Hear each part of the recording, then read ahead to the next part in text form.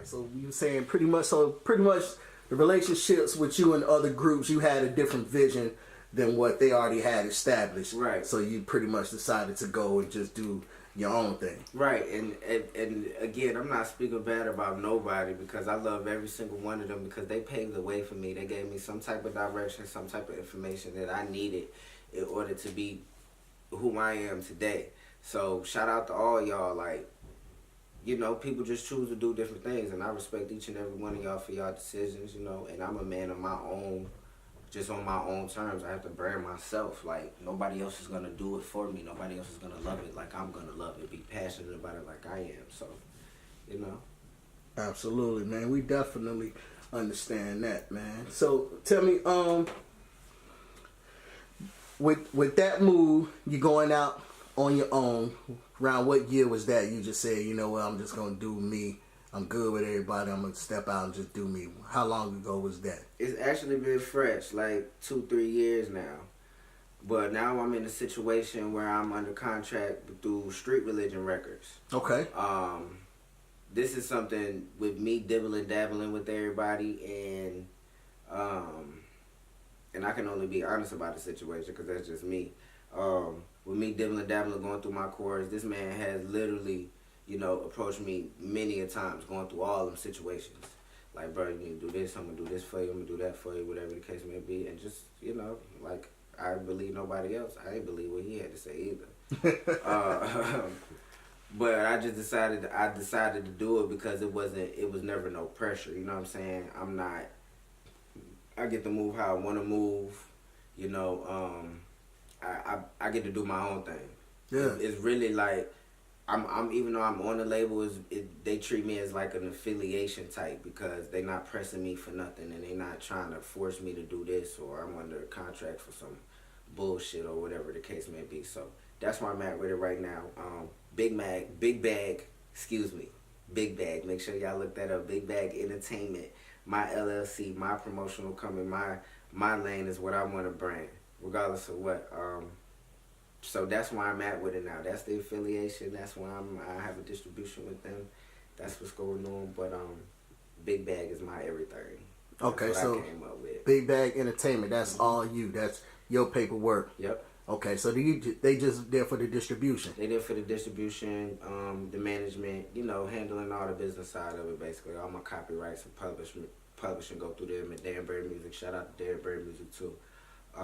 But anything that I do through them or beats or things that I get from them, that goes through them. Oh, word. So that leads me to my next question. I was going to ask you, because earlier you were speaking, you know, as far as marketing and networking, and it kind of sounded like you were looking at a major backing, but right now, hearing your situation, you kind of independent. Yeah. How you feel between being the independent lane and being with a major backing?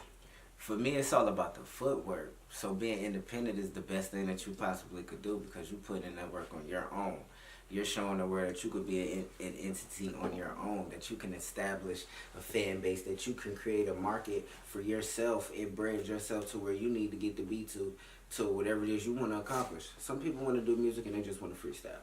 Other people want to write and accomplish and get Grammys and, you know, be remembered 30 years down the line and have they stuff played when they long gone. You know what I mean? It's all about your passion level. And that passion level, how you see that with your entertainment company? Where you see that going next? Right now, I'm trying to build a team. Mm-hmm. That's what I want to do. I'm networking and in the process still branding myself and getting myself together as an artist and just finding the right ways to get plugged in and getting booked for shows and things of that nature. So I can give you a short-term goal. I see myself. Yeah, so like in the next 2-3 years, I see myself at least having. I said 4. We're gonna say 3. Because I don't want to do too much. I just want a team. I want people to rep my brand like, you know, Tip did with Hustle Gang and okay. Meek did with DC. And, you know what I'm saying? They might not have been on, but he built the lane for them to get on. Right. So of course they had to do boss shit in order to be put in that category to whatever they was doing. So that's what I want to do. No doubt. So touching on that, man. So you looking at getting your own artists moving. You got your entertainment company going, your project going. You got the mixtape coming out, and your EP. Man, you got a lot going on, man. So let's touch in on Charlotte, man. Tell me how you feel about Charlotte music and the movement right now. You know, it's a bunch of artists here in Charlotte. Tell me your feel. What do you see that's going on, and what do you see we can do better as a music scene here in Charlotte, North Carolina? Charlotte, my city, man. I've been here a long time. I love Jersey, don't get me wrong. Shout out to the Brickz. But Charlotte is home, man. Always will and forever be. But as a city, we have to grow. And it's going to take time, man. It's going to be people 5, 6, maybe 10 years from now saying the same thing. We have to grow mentally and just mentally. Yeah. As a whole, we have so much talent here, man.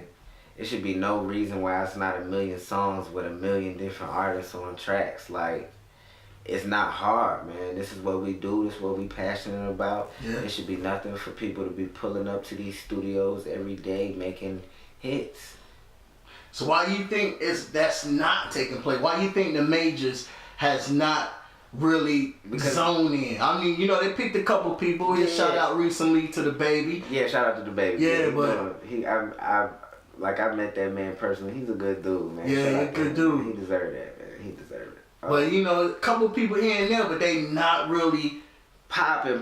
Yeah. They buzzing. Yeah. Right now they simmering in a pot. They ain't even boiling yet. Right. And that's only because they know, like, the majors don't want to deal with no type of negative shit. Regardless of these artists, they get big and then they start going through problems. Mm-hmm. But as they're coming up, they're not going through nothing. Mm-hmm. I mean, look back on people's career. When Gucci first came out, everybody knew he was a trap star. He did this, and he did that. And he didn't get in no trouble. He might got some both, but he never really got in no trouble. But once he made it to the big leagues, that's when he started to get in bullshit. You know what I'm saying? To change up his whole image. But everybody want to be the man, and that's the problem. Nobody can vouch for the next person because they feel like, oh, if I vouch for him, he gonna outshine me, and I ain't finna let that man outshine me. So you think that's what's going on here in Charlotte? That's definitely what I feel like is going on, and it's sad to say, but it's the truth, and people don't like the truth. So I'm gonna be one of the few to speak on it. If we could get past that I'm the man shit, we could all be bosses, and we could all boss up together. We could all get where we want to be, and the door will open up faster. These record labels and these A&Rs, they want to see unity. Now it's not about your talent, how much you can write a song. It's about your marketability. When you walk through this door, do you have a team of people behind you that support you? No, I'm not fucking with you.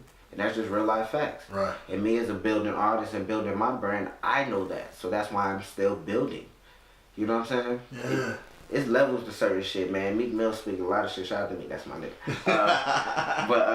Yeah, man, he really like, it's really levels to certain shit, bro. And if you gonna do something, you gonna do it all the way. And I said it to you earlier. These artists that have started buzzing or simmering in a pot, whatever you want to call it, they not paving the way for these other artists. Right. They not building a team or taking niggas out of a certain setting.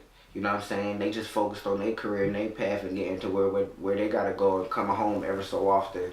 You know what I'm saying? To make it look like, oh yeah, we this is that and third, but they not paving the way for nobody else. So they're not coming back and saying, yo, jump on board, I've done this, this is how I got there, let me show you what to do, this path here, and to get you moving forward so you can feed your family too. Alright, I'm with you. Let me ask you this, man, how do you feel about the, so, you know, we got a lot of artists here. How do you feel about the city, like major radio station DJs, you know what I'm saying, and radio spokespeople? Do you feel as though they are back in the artist scene? I know there was one time in Charlotte, North Carolina, where they were really playing outside industries a lot, not really breaking records of artists here in Charlotte. Right. How you feel about that? Now the new radio stations that we have are backing up artists. D. Renee, I know her personally. I've seen her a lot. But even with that, still, me being honest, it's favoritism. Yeah. It's popularity. Whoever's buzzing, that's who they go and put on the radio. And or whatever the case may be. A nigga that they don't know, or an artist, a random artist, just come off the street and say, look, I'm doing this, that, and the third. It's gonna be a fee that's being charged.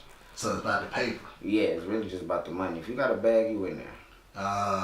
If you got a bag, or you got a big enough fan base, if you popular enough already, you in there. So the music don't have to be good. If you got a bag or a huge following, you in there, regardless of how it sounds. Regardless, and again, it's sad to say, but that's the truth behind it. Because I've been around these people and I've asked, and there's always just money to be involved. You give me this much, I'll do this for you. You give me that much, I'll do that for you.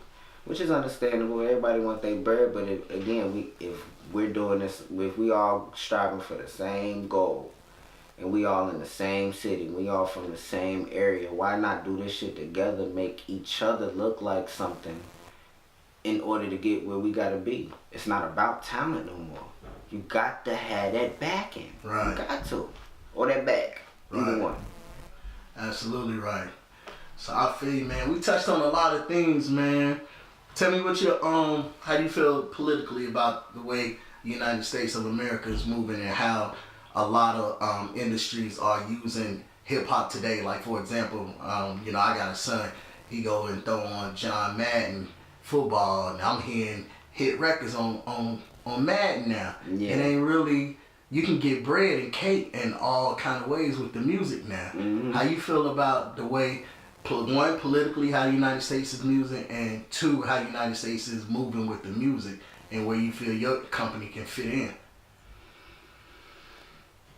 Political shit, man, I really don't be paying that shit no attention, because it's all a money thing. Like, whoever got the most money or whatever, that shit really...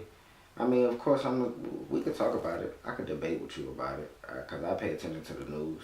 But my definition of real news is like what's on the internet nowadays. Back then, it was about what was on TV, because that was all we was getting. Right. But on the internet, you see so much, you be like, is that real?